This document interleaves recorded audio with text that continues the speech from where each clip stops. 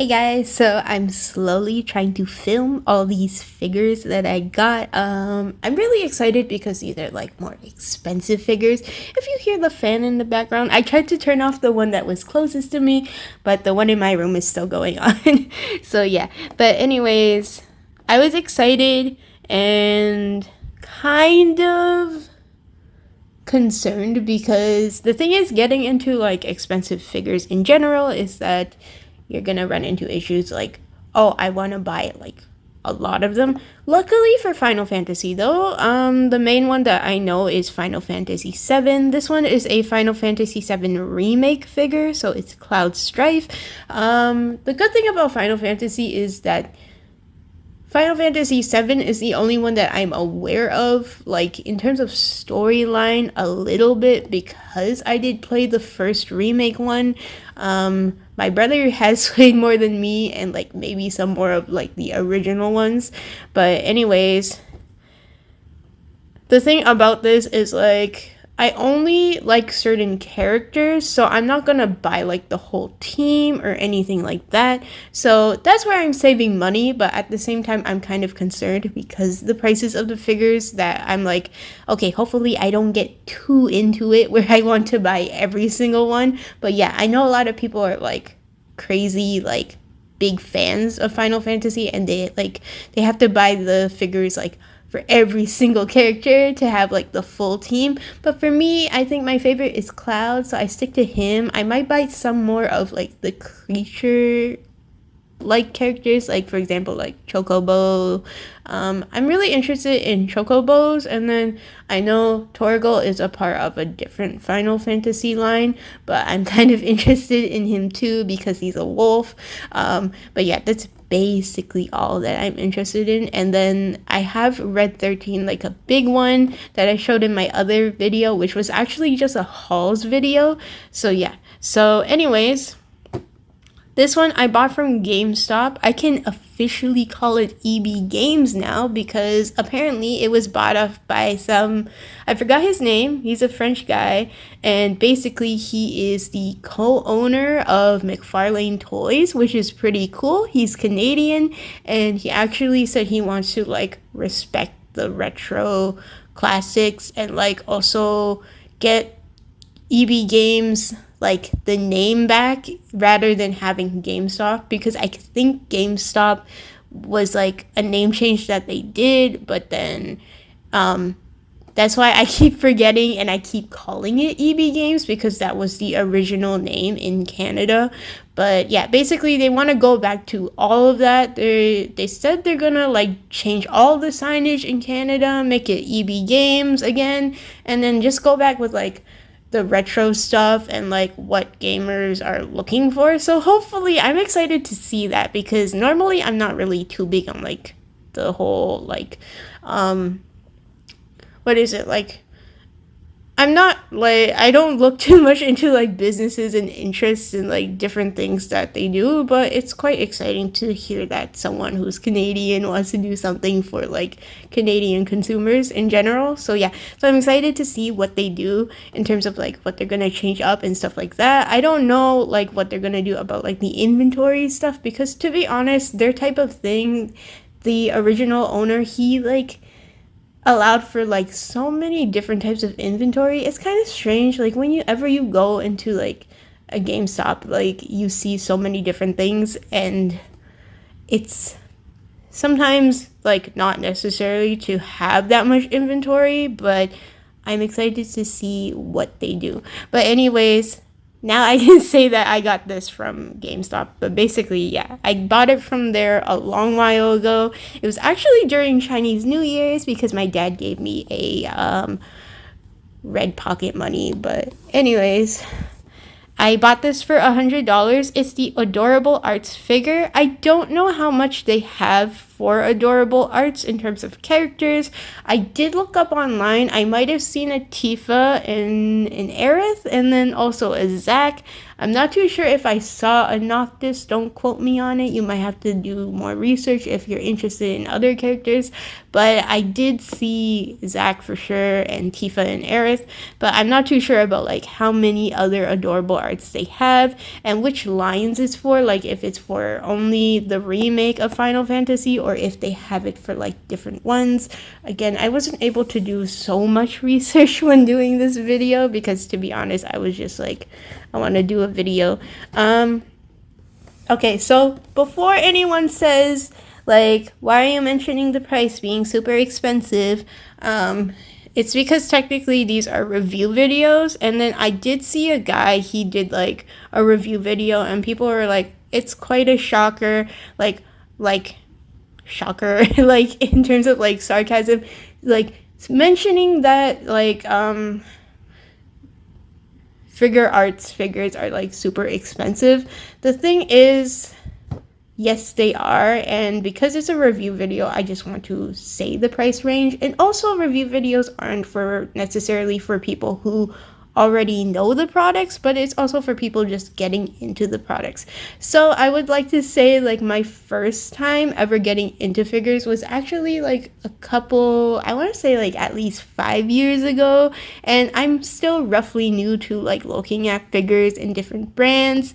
My favorite ones to collect are cheaper and more affordable, so McFarlane Toys. I collect the My Hero Academia figures, so buying something this price range and then higher, I will say, is not necessarily like always in my budget, but I do want to say like it is quite expensive for what it is. So this was $100 Canadian, which is not too bad. But if you want to get the other figures, I do have 2 more of Cloud, and I'm going to show that in later videos. But basically, it can get like really expensive. And it's over $100 typically, and it can range from like $100 like this to $600-700. So you can tell like how expensive they are. There are a few like positive notes about these figures, and there's also a few like negative notes. So I'm gonna take him out and then show you guys, because I did open this and I did play around with like the figures for like changing like the items just to like take photos and stuff like that. So there's some stuff that I did play around with already, but yeah, I'm just gonna tell you I already opened this because I was kind of just taking photos at this point. So here it is. I would first like to say, for this figure, like, this backdrop is really pretty. Like, they have, like, the city and everything like that here. It's super pretty, so the quality of the box is really nice. And then we have this. So this is basically instructions. So basically, the head and this one arm that you can like, there's 2 arms and you can change like where the shoulder blade goes on the arms, just because he's wearing the shoulder pad for his armor, and basically, sorry, not shoulder blade, shoulder pad for his armor, and there's an extra arm so you can change out that arm, and then there's a peg that goes in it. I think that's just to protect it when you're not putting a specific arm in, because it is extra so you can change his pose. And so I think that's why they have that peg there, just to protect the shape of the hole. Also for this head that you can change, so there's one with closed eyes and there's one with the open eyes, which is his default face, and basically there's a peg there too. So those I think are just for like protecting like the shape of the holes. And then there is a stand, and then this is basically how you move the Cloud Buster, like the Buster Sword, basically how you put it in the hand. There's a little piece you can take out on the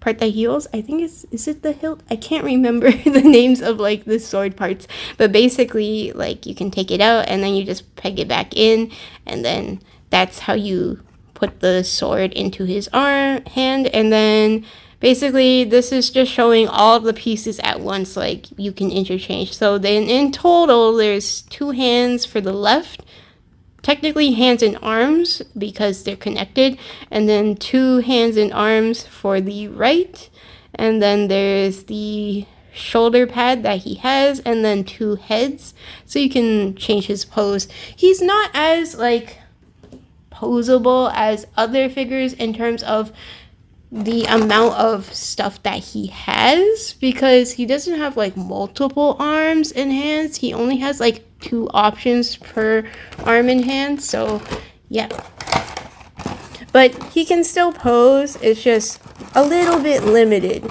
So first things first, here is the base.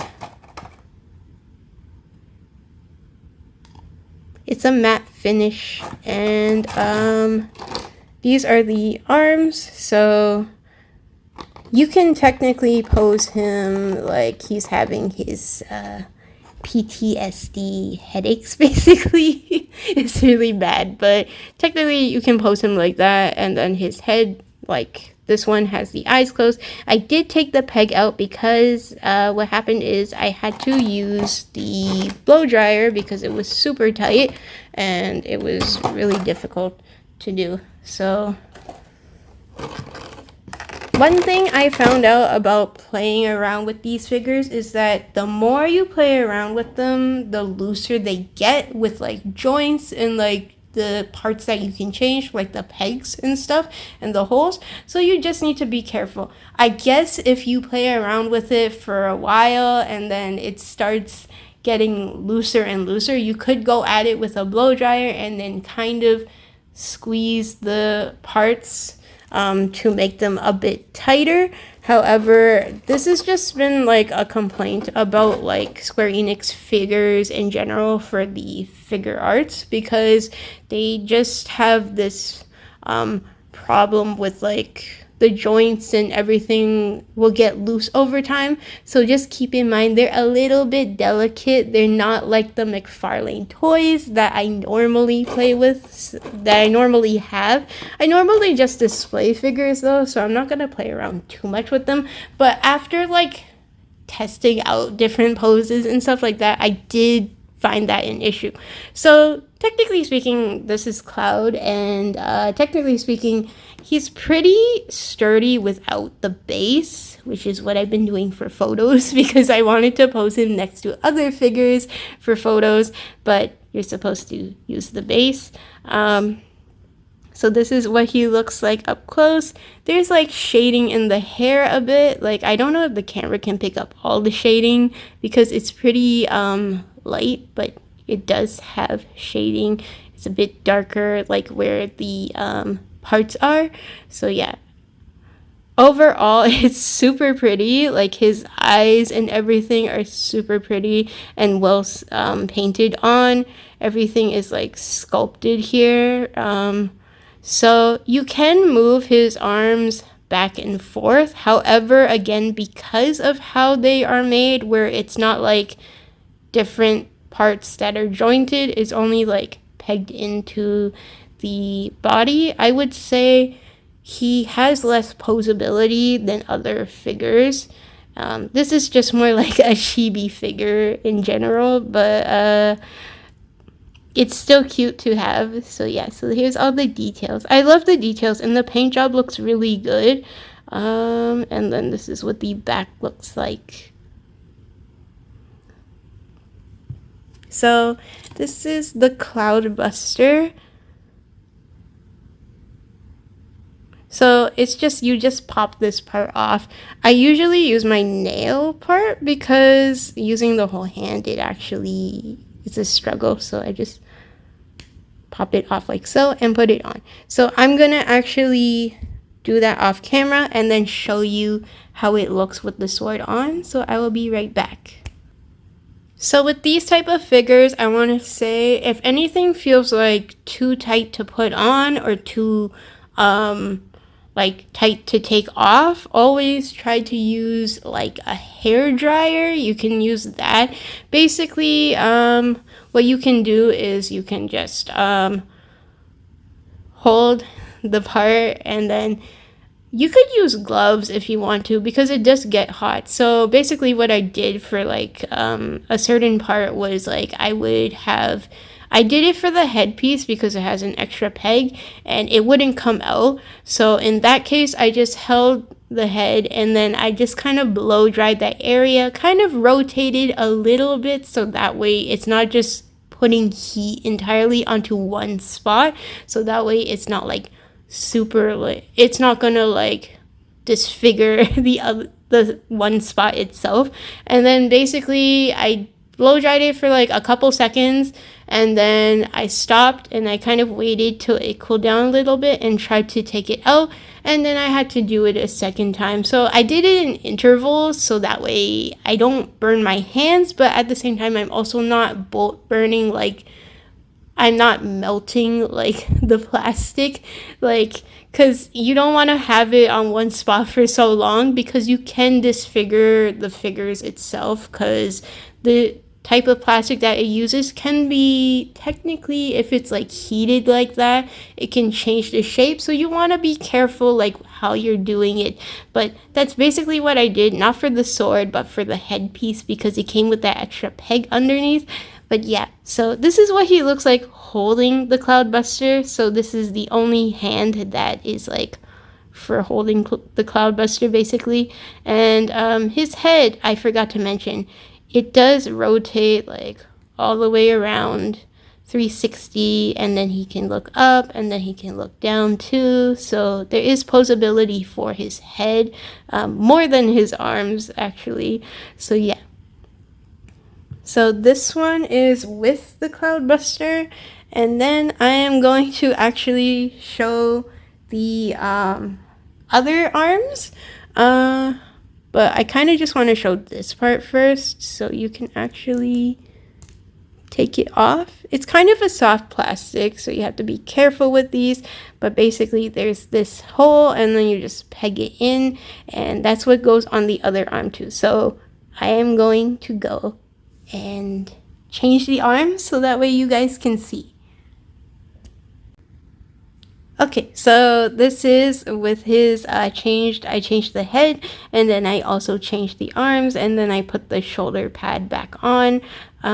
You can technically move it, but again, because the way that it is posed, you can't really do too much other poses. But this is basically when he has like those little headache migraines in like the game. But yeah, they're easy to change, so you just pop them off like so, and then you put them back on.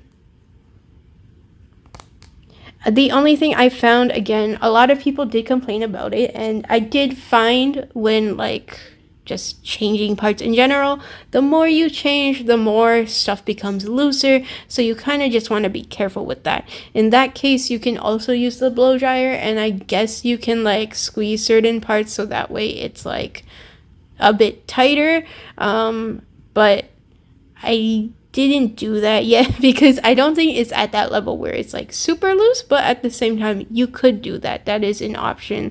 So yeah, just being careful though that these are like more delicate than like some other figures.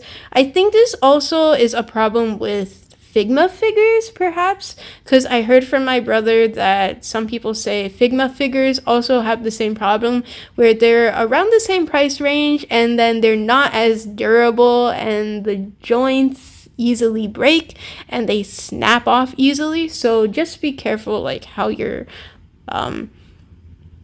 like playing around with these, like if you want to change parts and stuff like that is what I mean. So yeah, but normally you would just want to put them in like one pose and not change them so often. If you constantly change out parts, then you're gonna find issues later on where things just get loose.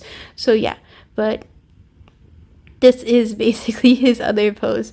So you can have like, it's pegs here and there's holes here, so you can just peg it. One hole is bigger than the other, so I think it goes down this way.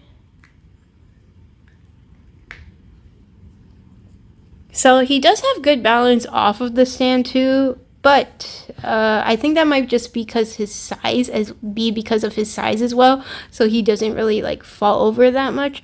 But I would suggest putting it on the stand because it is a little bit more delicate than other figures, like if you're buying like cheaper ones or like ones that are more affordable, like Ben Presto figures or statues, or like what is it? Also the McFarlane toys, those type of things.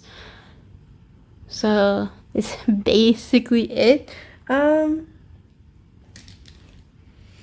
Yeah, overall the quality is really good. I did enjoy like the whole you can change certain parts so that way he can do different poses.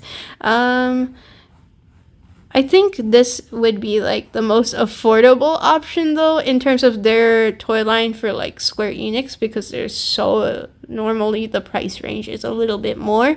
So if you wanted something like Cloud, Aerith, Tifa, and Zack, I believe, also Sephiroth too, there probably is one, but yeah, if you wanted those it can be cheaper. Amazon actually sells the Zack, I think it might be also Aerith and Tifa are a little bit cheaper. I don't know if it's because I bought this from GameStop, so they have to charge like to make a certain profit as well. So it was $100. I think it might have been also $100 on Amazon Canada as well. I think it depends on the character too. Cloud is typically the face you would think of when it comes to Final Fantasy, so sometimes when you're buying figures, he ends up being like one of the pricier ones just because he is like the most well-known character, and then he's like the most popular as well. I feel like he's one of those characters like even if you don't know him, because that's why they put him in Smash Brothers, also is because like even though you don't know Final Fantasy too well, but if you hear the words Final Fantasy, I think Cloud is like one of the characters that you would think of first rather than other characters. So because of his popularity and everything like that, he does also cost a lot more than other ones. I know like if you get Kingdom Hearts figures, Sora is like the most expensive out of all of them, and that's probably just because he's the main character and also because he's the most popular character. So when they're selling, sometimes they will change the prices based on that. So yeah, so that's it for this video.